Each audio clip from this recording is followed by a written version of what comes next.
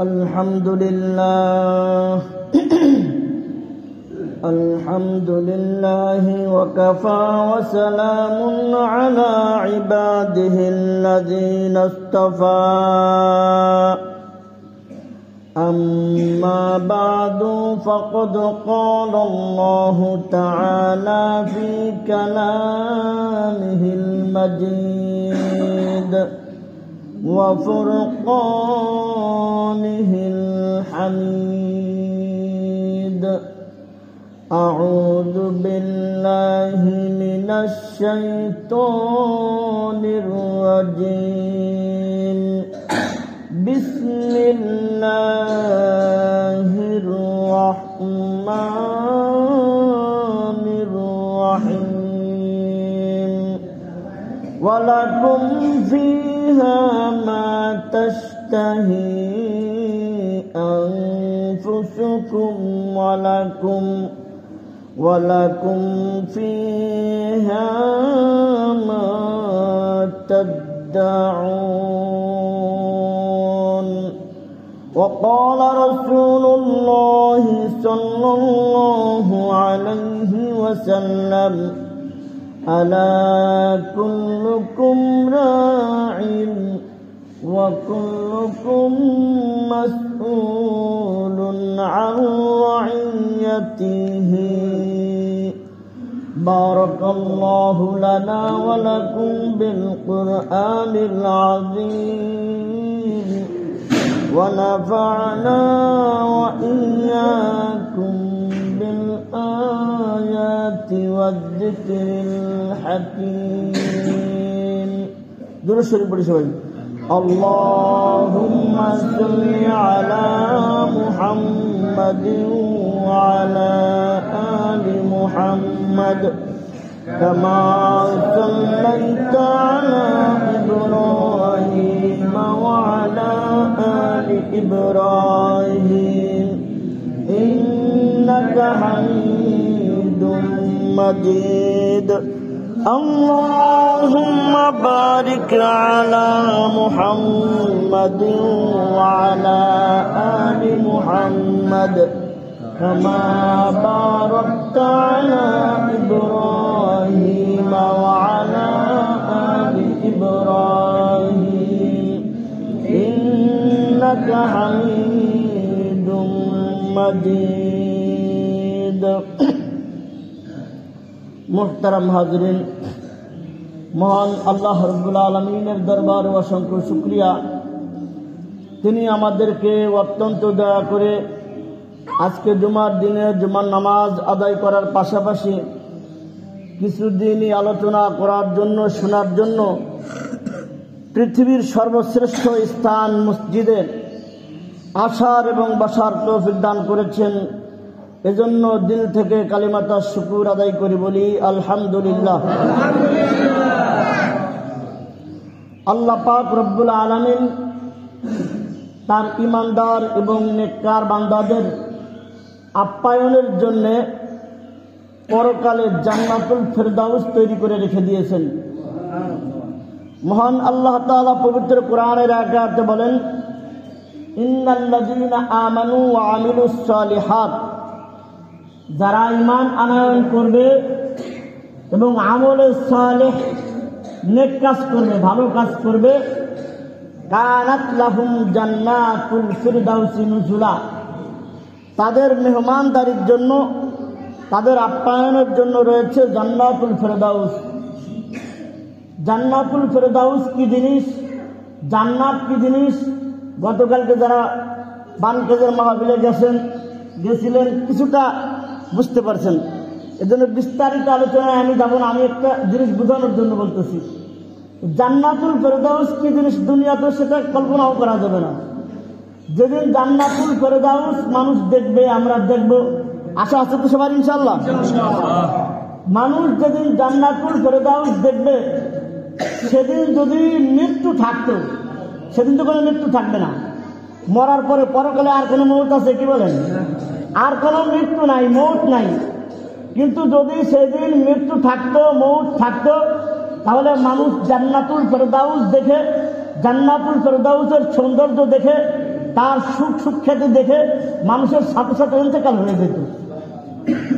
এই জান্নাতুল ফেরদাউস আল্লাহ পাক রব্বুল আলামিন তার ঈমানদার এবং নেককার বান্দাদের জন্য পরকালে প্রস্তুত করে রেখে দিয়েছেন। একজন মানুষ দুনিয়াতে যত বড় ধনী হোক না কেন, যত কোটি টাকার মালিকই হোক না কেন, তার দুনিয়াতে তার মনের সব আশা আকাঙ্ক্ষা স্বপ্ন পূরণ হয় না। হয় কি বলেন? হয়। যত হাজার কোটি টাকার মালিকই হোক, তার সব স্বপ্ন দুনিয়ায় পূরণ হয়। অনেক টাকা পয়সার মালিক, তার তো মন চাইছে মরবে না, কিন্তু মরা লাগে না, কি বলেন? তার তো মন চাই যে আমার যৌবন চির অটুট থাকুক, আমার জন্য চামড়ায় ভাঁজ না পড়ে, কিন্তু বুড়া হওয়া লাগে না, কি বলেন? সে মনে মনে ভাবে আমি অসুস্থ হবো না কখনো, সুস্থ থাকবো, সুখ স্বাচ্ছন্দ্যে বেড়াবো, কিন্তু অসুস্থতা মাঝে মাঝে আসে না, কি বলেন? অর্থাৎ কোনো মানুষ যত টাকার মালিকই হোক না কেন, যত বড় ধনী হোক না কেন, তার সব স্বপ্ন দুনিয়াতে পূরণ হয় না, হবে না। কিন্তু পরকালে যারা নাজাত পেয়ে আল্লাহর জান্নাতে যাবে, তাদের মনের কোনো আশা আকাঙ্ক্ষা অপূর্ণ থাকবে না। মনের কোনো আশা আকাঙ্ক্ষা কি থাকবে না? অপূর্ণ থাকবে না। আল্লাহ সব আশা আকাঙ্ক্ষা পূরণ করে দিবেন। আমি যে আয়াতটা আপনাদের সামনে তেলাওয়াত করে শোনালাম, এই আয়াতটা আল্লাহ পাক রব্বুল আলামিন বলছেন ওয়ালাকুম ফিহা, তোমাদের জন্য সেখানে রয়েছে মা তাস্তাহি আনফুসুকুম, যা তোমাদের মনে চায়, যা তোমাদের মনে চাইবে সব কিছু আল্লাহ তাআলা সেখানে প্রস্তুত করে রেখে দিয়েছে। এখন আমার মন চাইছে আমি একটা উড়ে চলে যাই, আমার মন চাইছে আমি একটা ভালো একটা জিনিস খাই, ভালো একটা পোশাক করি। যদি মনে আসার সাথে সাথে যদি আমার মনের চাহিদা পূরণ করে দেওয়া হয়, তাহলে তার কোনো আশা আকাঙ্ক্ষা জান্নাতে পূর্ণ থাকবে বলেন? জান্নাত এমন এক জিনিস যে জান্নাতের সুঘ্রাণ, আমাদের খেয়াল করেন, জান্নাতের সুঘ্রাণ 500 বছর দূর থেকে জান্নাতের সুঘ্রাণ পাওয়া যাবে। ঢাকায় যারা নাবিস্কুতে গেছেন, নাবিস্কু এলাকায় ঢোকার সাথে সাথে নাকে একটা সুঘ্রাণ আসতে থাকে না, কি বলেন? নাকের মধ্যে একটা সুঘ্রাণ আসতে থাকে। আরে এটা তো দুনিয়ার একটা নাবিস্কু কোম্পানি, আর জান্নাতের সুঘ্রাণ 500 বছরের রাস্তা দূর। এত দূর থেকে জান্নাতের সুঘ্রাণ মানুষের নাকে আসতে থাকবে। তা আল্লাহ পাক রব্বুল আলামিন তার ঈমানদার এবং নেককার বান্দাদের জন্য জান্নাত তৈরি করলেন, জান্নাতের মধ্যে সুখ শান্তির ব্যবস্থা করলেন। কিন্তু কিছু মানুষ, খুব খেয়াল করবেন, এই যে হলো আমার মূল পয়েন্ট, বোঝানোর উদ্দেশ্য, কিন্তু কিছু মানুষ তাদের বদ আমলের কারণে, জান্নাতে যাবে তো দূরে থাক, জান্নাতের সুঘ্রাণ পর্যন্ত পাবে না। নাউযুবিল্লাহ। 500 বছর দূর থেকে জান্নাতের সুঘ্রাণ পাওয়া যাবে, এত দূর থেকে। তারপরেও কিছু মানুষ তাদের বদ আমলের কারণে জান্নাতে যাবে দূরে থাক, জান্নাতের সুঘ্রাণ পর্যন্ত পাবে না। নাউযুবিল্লাহ। এই সমস্ত ব্যক্তি কারা? একটু জানার দরকার আছে না, কি বলেন? জানলাম, জানার পরে যদি আমরা আমল করতে পারি, সতর্ক থাকতে পারি, তাহলেই তো জীবন সফল, কি বলেন?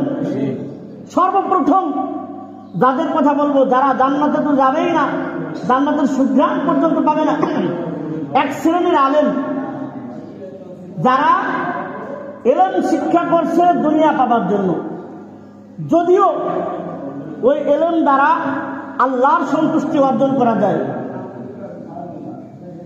যে ইলম শিক্ষা করছে এর মাধ্যমে যদিও বা আল্লাহর সন্তুষ্টি অর্জন করা যায়, কিন্তু এই ইলম সে শিক্ষা করছে কিসের জন্য? দুনিয়ার জন্য। তাহলে এই সমস্ত ব্যক্তিরা জান্নাতের সুঘ্রাণ পর্যন্ত পাবে না। এখানে আমাদের সতর্কতার কিছু বিষয় আছে।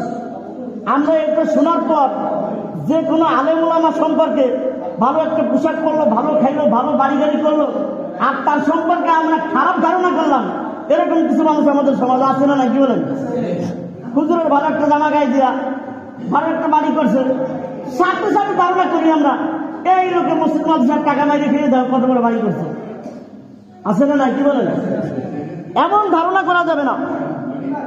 আমি কোন এক কিতাবে লেখা দেখছি যে দুনিয়াদাররা, খুব খেয়াল করবেন, দুনিয়াদাররা দুনিয়ার পিছনে দৌড়ায়, দুনিয়াদাররা কিসের পিছনে দৌড়ায়?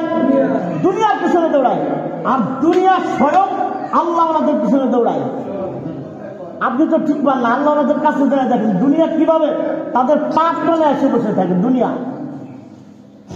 এজন্য বলছেন দুনিয়াদাররা দুনিয়ার পিছনে দৌড়ায় আর দুনিয়া আল্লাহ ওনাদের পিছনে দৌড়ায়। আর এক কিতাবের মধ্যে আরেকটা জিনিস দেখছি যে এক লোক রাস্তা দিয়ে যাইতেছে, দেখে এক আল্লাহ ওনার বাড়ির সামনে, বাড়ির গেটে দারোয়ান দাঁড়ায় রয়েছে। ও বাবা, দেখছো মোল্লার ঠেলা, বাড়ি তো আছে আবার বাড়ির দারোয়ানও আছে। তো দারোয়ানে শুনে ফেলছে, শুনে কে আমার দারোয়ান রাখা হয়েছে কে জানো কেন? যাতে এই বাড়ির দুনিয়ার কোনো কুকুর ঢুকতে না পারে, এই জন্য দারোয়ান নিযুক্ত করা হয়েছে। একটা ঘটনা বলি, খুব সুন্দর করে বুঝতে পারবেন। হযরতে আব্দুর রহমান জামি রহমাতুল্লাহি আলাইহি, কত বড় বুজুর্গ, খালি ওনার বুজুর্গিয়াত বুঝাইতে হইলে আমার আজকের পুরো টাইম লাগবে, এই জন্য ওদিকে আমি যাবো না। বহুত বড় একজন বুজুর্গ হযরতে জামি রহমাতুল্লাহি আলাইহি, তিনি মুরিদ হওয়ার জন্য গেছেন আর এক বুজুর্গের কাছে, তার নাম উবাইদুল্লাহ আহরার রহমাতুল্লাহি আলাইহি। যখন মুরিদ হওয়ার জন্য পীর সাহেবের বাড়ি গেছে, উবাইদুল্লাহ আহরার রহমাতুল্লাহ আলাইহির বাড়ি গেছে, যাওয়ার পরে দেখতেছে তার বাড়ির চার কোণাতে দেওয়াল, চার কোণাতে কি দেওয়াল? দেওয়াল দেওয়া।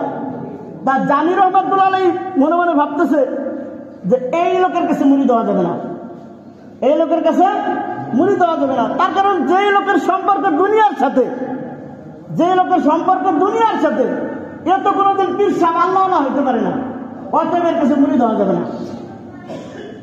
এরপরে সে ওই বাড়ির গেটে একটা কবিতার লাইন লাগছে। কবিতার লাইনের অর্থ হলো যে ওই লোক কখনো মানুষ হইতে পারে না যার সম্পর্ক দুনিয়ার সাথে, যার সম্পর্ক দুনিয়ার সাথে সে কখনো কি হইতে পারে না? খাঁটি মানুষ হইতে পারে না। এই কথা বলার পর উনি ওনার গন্তব্যে চলে গেছে। যাওয়ার পর পাশেই মসজিদ ছিল, মসজিদে বিশ্রাম নিতেছিল। এদিক দিয়ে ওই কবিতার লাইন যে কাগজে লেখা ছিল, ওই উবাইদুল্লাহ আহরার রহমাতুল্লাহ আলাইহির বাড়ির যে খাদেম, সে ওই লাইনটা নিয়ে পীর সাহেবকে নিয়ে দেখাইছে যে হুজুর, আজকে তো বাড়ির গেটে এই জিনিসটা লেখা দেখলাম যে ওই লোক সে কখনো খাঁটি মানুষ হইতে পারে না যার সম্পর্ক দুনিয়ার সাথে। এই পর্যন্ত শেষ। এদিক দিয়ে জামি রহমাতুল্লাহ আলাইহি পাশের মসজিদে যাওয়ার পর বিশ্রাম নিতেছিল, হয়তো ঘুম এসে গেছে। এখন ঘুমের ভিতরে স্বপ্নে দেখতেছে কিয়ামতের ময়দান কায়েম হয়ে গেছে, কিয়ামতের ময়দান কায়েম হয়ে গেছে। এখন দুনিয়ায় মানুষ যদি কারো হক নষ্ট করে থাকে আর যদি সেটা হক আদায় না করে থাকে, তাহলে তো কিয়ামতের ময়দানে ধরা খাবে না, খাবে না? কি বলেন? এখন কিয়ামতের ময়দান কায়েম হয়ে গেছে। এখন জামি রহমাতুল্লাহের কাছে এক লোক এসে বলতেছে, আমি তোমার কাছে 1000 টাকা পেতাম, আগে টাকা পরিশোধ করো, তারপরে জান্নাত। আপনি কি বলেন? আগে আমার কথার কথা 1000 টাকা পেতাম আমি দুনিয়ায় তোমার কাছে, এই 1000 টাকা আগে পরিশোধ করো, তারপরে জান্নাতে যেতে হবে, এছাড়া জান্নাতে যাওয়ার কোনো রাস্তা নাই। এখন উনি তো পড়ছে বিপদে। এমন সময় দেখতেছে ওই যে লোকের কাছে মুরিদ হইতে গেছিল উবাইদুল্লাহ আহরার রহমাতুল্লাহ আলাইহি, সে এসে বলতেছে তুমি বিপদে পড়ছো, এই নাও 1000 টাকা। স্বপ্ন দেখতেছে কিন্তু, এই নাও 1000 টাকা দিয়ে দাও, তারপরে জান্নাতে যাও। এর ভিতর দিয়েই মুয়াজ্জিন আসরের আযান দিছে, আল্লাহু আকবার। সাথে সাথে ওনার ঘুম ভেঙে গেছে। ঘুম ভাঙার পর সর্বপ্রথম যে লোকটাকে দেখছে যে মসজিদে প্রবেশ করতেছে, সে হলো উবাইদুল্লাহ আহরার রহমাতুল্লাহ আলাইহি। ঘুম ভেঙে গেছে, আল্লাহু আকবার বলতেছে, আর ওনার ডান পা মসজিদে ঢুকে গেছে। এখন মসজিদে ঢুকার পর জামি রহমাতুল্লাহ আলাইহি হযরত উবাইদুল্লাহ আহরার রহমাতুল্লাহ আলাইহির পায়ে পড়ে গেছে, পায়ে পড়ে গেছে। এরপরে জিজ্ঞেস করছে যে আমার গেটে যে কবিতার লাইন কে লিখছিল? হুজুর আমি লিখছি, আমি লিখছি। এরপরে এই কবিতার দ্বিতীয় লাইনও জামি রহমাতুল্লাহ আলাইহি লিখে দিয়েছেন, আগার দোস্ত দারব, আগার দারব বড়ায় দোস্ত দারব। হ্যাঁ, আল্লাহওয়ালারা যদি দুনিয়া, তাদের কাছে যদি দুনিয়া আসে, তারা যদি দুনিয়ার সহায় সম্পত্তির মালিক হয়, তাহলে তারা নিজের যতটুকু লাগে এতটুকু চিন্তা তো করতেই হবে। এর দ্বারা সে দুনিয়ার চাকচিক্যের চিন্তা করে না, সে দুনিয়ার অন্য অন্য অসহায় মানুষ যারা আছে তাদের চিন্তাও করে। এজন্য আমি যে জিনিসটা বোঝাইতে চাচ্ছিলাম যে একজন হুজুরের ভালো একটা বাড়ি, ভালো একটা পোশাক, ভালো একটা কিছু খাইতেছে, দেখার সাথে সাথে এমন মন্তব্য না করা যে এই মোল্লায় মনে হয় মসজিদ মাদ্রাসার টাকা খাইয়া এত বড় বাড়ি করছে, এমন ধারণা পোষণ কোনোদিনও করবেন না। আমি আপনাদের দীর্ঘদিনের ইমাম সাহেব, আমি আপনাদের কাছে আগেও বলছি, আজকেও বলতেছি, অনুরোধ করে বলবো, জীবনে কোনোদিন আর কিছু যাই করেন না কেন, কোনোদিনও অন্যায় ভাবে কোনো আলেম ওলামার পিছনে পড়বেন না। আলেম ওলামার পিছনে কোনোদিন পড়বেন না, ধ্বংস হয়ে যাবেন। খুব মারাত্মক জিনিস, খুব মারাত্মক জিনিস। কোনোদিনও কোনো আলেম ওলামার পিছনে পড়বেন না, সাবধান।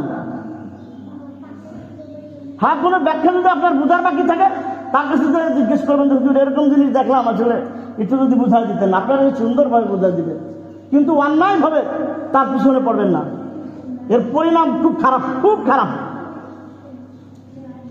অন্য কোনো দিন আরো বুঝাবো ইনশাল্লাহ। তো যে কথা আমি বলতেছিলাম যে কয়েক শ্রেণীর মানুষ তারা জান্নাতের সুখ গ্রহণও পাবে না। তার মধ্যে এক নম্বর হলো ওই সমস্ত উলামায়ে কিরাম, আলেম যারা এলেম শিক্ষা করছে দুনিয়া পাবার জন্য। দুই নম্বর,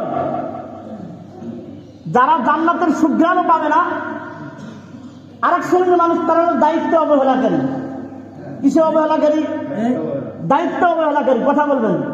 দায়িত্ব যারা অবহেলা করে তারা জান্নাতের সুখ গ্রহণও পাবে না। আমাদের দেশে বিগত দিনে অনেকগুলো দুর্ঘটনা ঘটছে, খোঁজার পরে, পর্যবেক্ষণ করার পরে বোঝা গেছে যে এই জায়গায় দায়িত্বের অবহেলা ছিল। দায়িত্ব অবহেলা করার কারণে এই দুর্ঘটনা ঘটছে। এরকম ঘটনা আমাদের দেশে ঘটছে না, ঘটে না? কি বলেন? ঘটছে। তো জান্নাতের যারা সুখ গ্রহণও পাবে না, আর এক শ্রেণীর মানুষ তারা কারা? যারা দায়িত্ব অবহেলা করে। আমি যে হাদিস আপনাদেরকে আমি তেলাওয়াত করে শুনাইছি, রাসূল আকরাম সাল্লাল্লাহু আলাইহি ওয়াসাল্লাম বলছেন যে আলা কুল্লুকুম রাঈন, তোমরা প্রত্যেকেই রাখাল। রাঈন শব্দের শাব্দিক অর্থ হলো রাখাল, অর্থাৎ এখানে মূল অর্থ হলো এই আপনার রাখাল বলতে এখানে বোঝানো হয়েছে দায়িত্বশীল। আলা কুল্লুকুম রাঈন, তোমরা প্রত্যেকেই দায়িত্বশীল। ওয়াকুল্লুকুম মাসউলুন আন রাঈয়াতিহি, আর তোমরা প্রত্যেকেই তোমাদের দায়িত্ব সম্পর্কে কিয়ামতের ময়দানে জিজ্ঞাসিত হবে। রাসূল আকরাম সাল্লাল্লাহু আলাইহি ওয়াসাল্লাম এরপরে এক এক করে নাম ধরে ধরে বলছেন, রাষ্ট্রপ্রধান যারা আছে, রাষ্ট্রপ্রধান আসলে নাই, কি বলেন? রাষ্ট্রপ্রধান যারা আছে এরা জনগণের দায়িত্বশীল। রাষ্ট্রপ্রধান যারা আছে তাদের দায়িত্ব হলো রাষ্ট্রের জনগণ যারা আছে তাদের মধ্যে ন্যায় ইনসাফ প্রতিষ্ঠা করা। ন্যায় ইনসাফ প্রতিষ্ঠা করা। যদি ন্যায় ইনসাফ প্রতিষ্ঠা না করে, দায়িত্ব অবহেলা করার কারণে জান্নাতের সুঘ্রাণও পাওয়া যাবে না। দায়িত্ব অবহেলা করার কারণে জান্নাতের সুঘ্রাণও পাওয়া যাবে না। কে কতটুকু অপরাধী আল্লাহ ভালো জানে, কিন্তু আমরা যেটা দেখছি সেটার উপর ভিত্তি করে বলতেছি। একই অপরাধী, নায়িকা গায়িকারাও অপরাধী, উলামায়ে কেরামও একই অপরাধী। নায়িকা গায়িকার বিচার হয় একরকম, আর উলামায়ে কেরামের বিচার হয় আর এক রকম। ঠিক কিনা বলেন? উলামায়ে কেরামের সাথে দুর্ব্যবহার করা হইতেছে। হ্যাঁ, ওদের বিচার একরকম, তাদের বিচার একরকম। দুনিয়ায় ক্ষমতা আছে তাই মরে দেখো, মরা একদিন লাগবে না, কি বলেন? আরে মরার পরে যা আছে তো আছে। কালকে শুনে আসছেন না, আল্লাহ ছাড় দেয় কিন্তু ছেড়ে দেয় না। আল্লাহ যখন ধরবে, ধরার মতো ধরবে। ইন্না বাতুশা রাব্বিকা লাশাদীদ। আল্লাহর আযাব যেদিন আসবে, পালানোরও জায়গা পাবা না। আল্লাহ আমাদেরকে বোঝার তৌফিক দান করুন।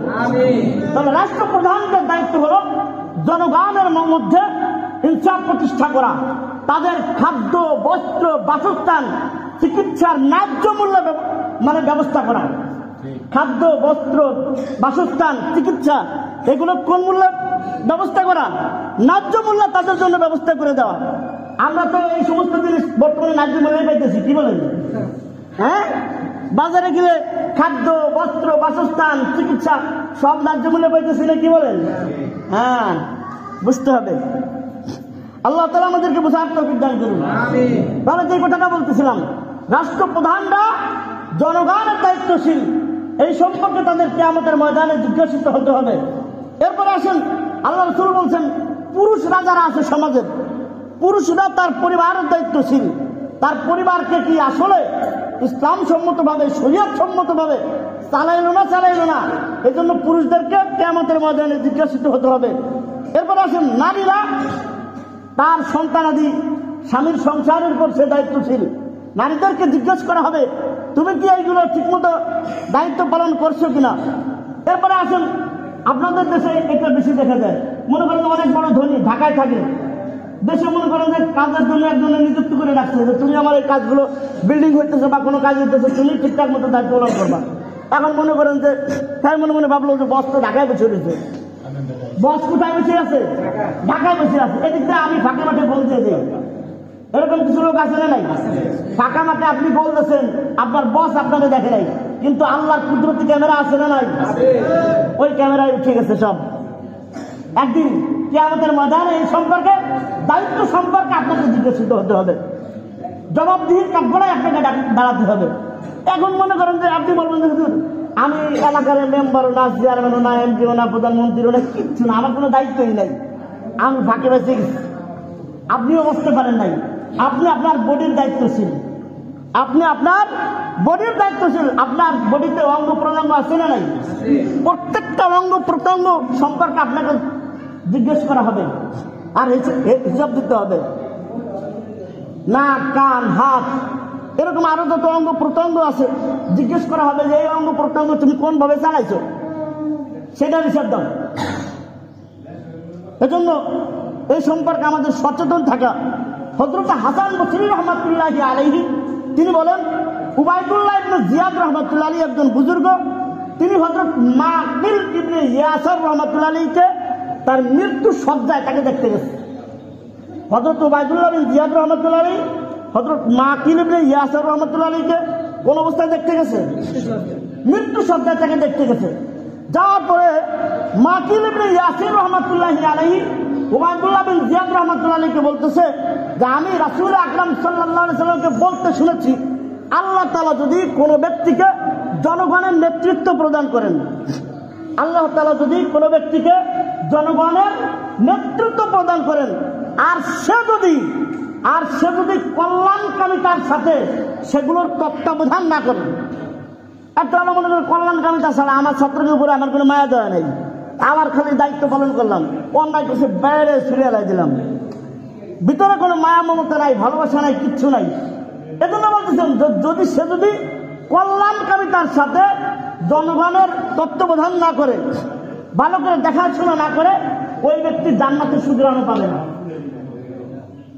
ওই ব্যক্তি জান্নাতের সুগ্রাণও পাবে না। সারসংক্ষেপ কথা হলো, যারা দায়িত্ব অবহেলা করবে তারা কিয়ামতের ময়দানে জান্নাতের সুগ্রাণ পর্যন্ত পাবে না।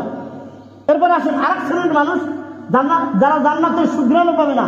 আরেক প্রকারের মানুষ হল তালাক প্রার্থী নারী। তালাক প্রাপ্ত না, কিন্তু তালাক প্রার্থী নারী, অর্থাৎ যারা তালাক চায়। সংসার করতে গেলে স্বামী স্ত্রী একটু হইতেই পারে, কিন্তু অনেক মহিলারা আছে পানের তো চুল খসলেই হয়েছে, টুকটারি শুরু করে দেয়, কথায় কথায় তালাক চায়, আছে না নাই? কোন মহিলা যদি এরকম কথায় অহেতুক স্বামীর কাছে তালাক চায়, কোনো কারণ নাই, কিচ্ছু নাই, তারা জান্নাতের সুবিধাও পাবে না। আল্লাহ তাআলা আমাদেরকে বোঝার তৌফিক দান করুন। এরপরে আসেন আরেক শ্রেণীর মানুষ, যারা জান্নাতের সুঘ্রাণও পাবে না, তারা হলো পিতৃ পরিচয় যারা অস্বীকার করে। দুনিয়াতে যত সন্তান বা আমরা যারা দুনিয়াতে আছি, আমাদের আসার মাধ্যম হলো পিতা। আসার মাধ্যম কি? পিতা।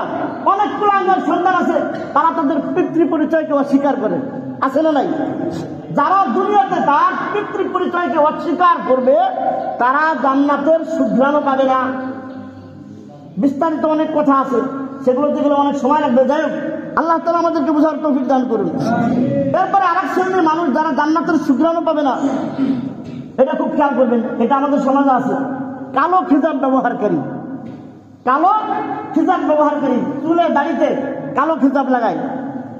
কোনো মানুষ যদি বার্ধক্যের কারণে, কোনো মানুষের যদি বার্ধক্যের কারণে যদি চুল দাড়ি পেকে যায়, বার্ধক্যের কারণে বুড়া হয়ে গেছে, বয়স হয়ে গেছে, এর জন্য তার চুল দাড়ি পাকছে, এরকম ব্যক্তির কালো খিতাব ব্যবহার করা না যায়। এরকম ব্যক্তির কালো খিতাব ব্যবহার করা না যায়। এর মাধ্যমে সে অন্য মানুষকে তার বয়স সম্পর্কে ধোঁকা দিতেছে।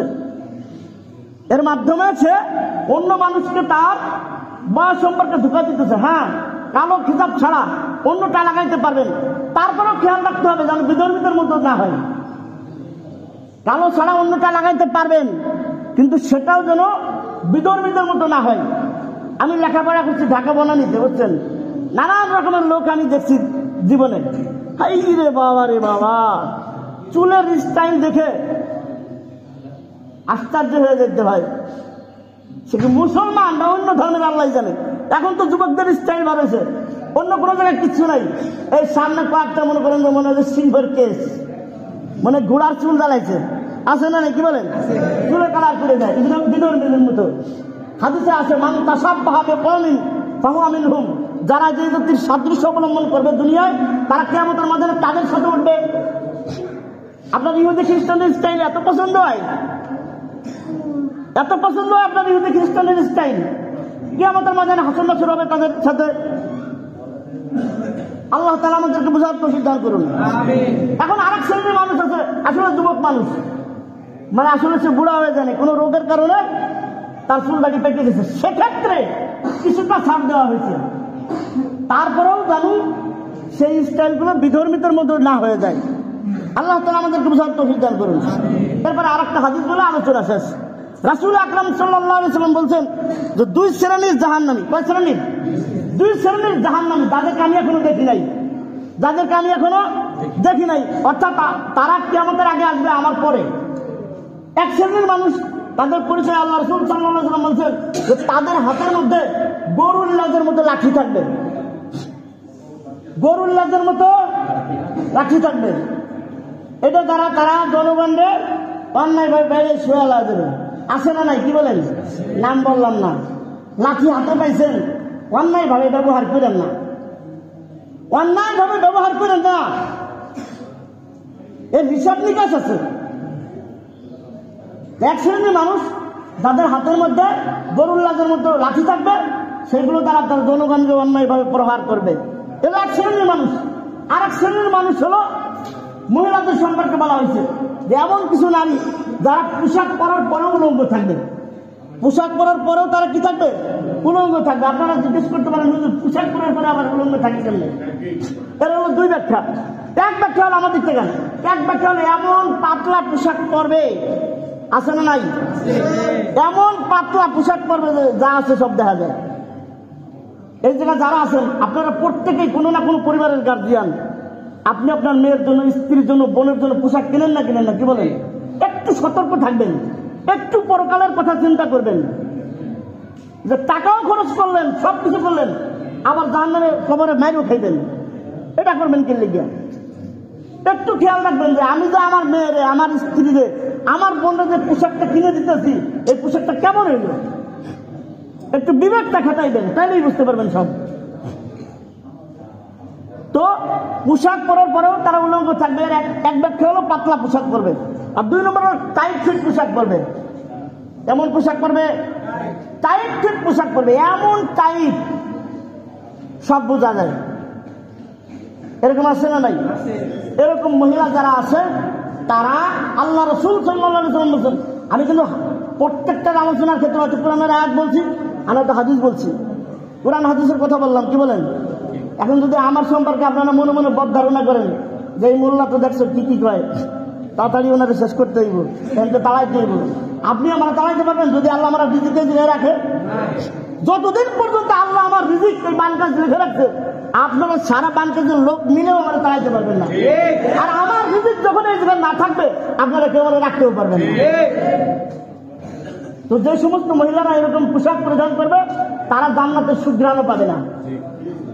এতক্ষণের আলোচনার মাধ্যমে আমি আপনাদের সামনে তুলে ধরলাম কতিপয় শ্রেণীর মানুষের পরিচয় তুলে ধরলাম, যারা জান্নাতের সুঘ্রাণও পাবে না। আল্লাহ তাআলা ওই শ্রেণীর মানুষ থেকে আমাদেরকে